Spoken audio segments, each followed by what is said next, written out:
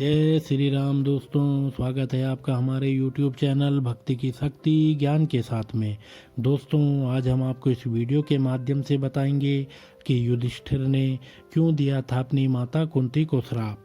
दोस्तों, 18 दिनों तक चलने वाले युद्ध महाभारत में हर दिन कुछ न कुछ विशेष घटित हुआ, जो लोगों के लिए आज भी शिक्षा, संदेश और उपदेश की तरह है।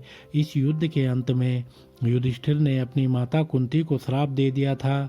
आइए जानते हैं पूरी कथा। इतिहास के सबसे बड़े युद्ध महाभारत की कहानी तो आपने सुनी ही होगी। इसके तमाम पहलुओं, घटनाओं की छोटी छोटी कई कहानियां हैं।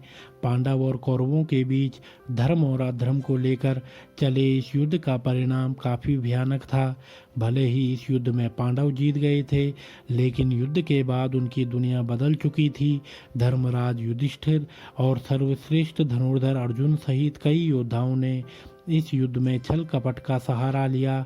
18 दिनों तक चलने वाले युद्ध महाभारत में हर दिन कुछ न कुछ विशेष घटित हुआ, जो लोगों के लिए आज भी शिक्षा, संदेश और उपदेश की तरह है। इस युद्ध के अंत में युधिष्ठिर ने अपनी माता कुंती को श्राप तक दे दिया था। महाभारत के युद्ध के बाद सभी मृत परिजनों और रिश्तेदारों का तर्पण करने के बाद पांडव 1 महीने तक गंगा तट पर रहे। धर्मराज युधिष्ठिर को देखने और उन्हें सांत्वना देने के लिए कई महान ऋषि और संतों के आने जाने का क्रम लगा हुआ था। इसी बीच नारद ऋषि भी युधिष्ठिर के पास गए और युधिष्ठिर की मन स्थिति के बारे में पूछा। नारद ने युधिष्ठिर से प्रश्न करते हुए कहा कि हे युधिष्ठिर, अपनी भुजाओं के बल और भगवान कृष्ण की कृपा से आपने इस युद्ध में विजय प्राप्त कर ली है।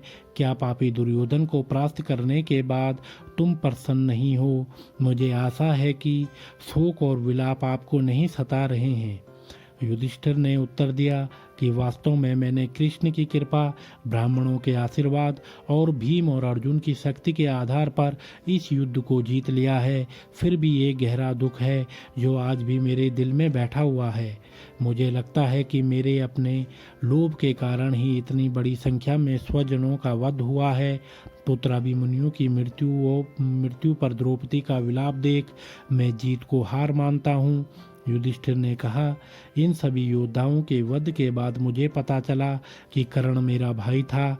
उनका जन्म सूर्यदेव और मेरी माता कुंती के मिलन से हुआ था।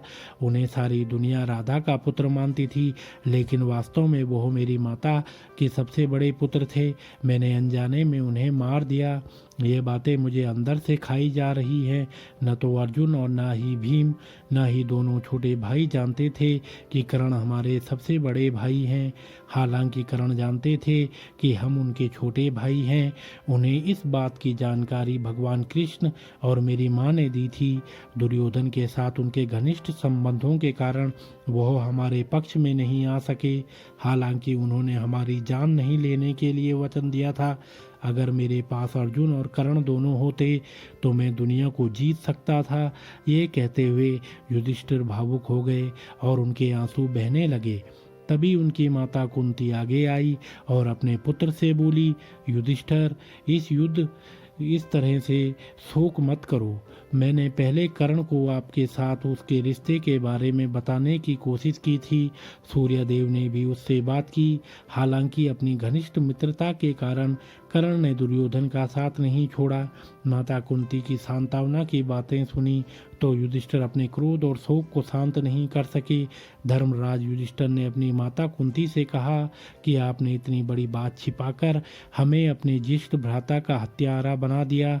युधिष्ठिर ने क्रोध में आकर अपनी माता कुंती के साथ समस्त नारी जाति को श्राप देते हुए कहा, मैं आज समस्त नारी जाति को श्राप देता हूँ कि वे अब चाहकर भी कोई भी बात अपने हृदय में छिपा कर नहीं रख पाएंगी।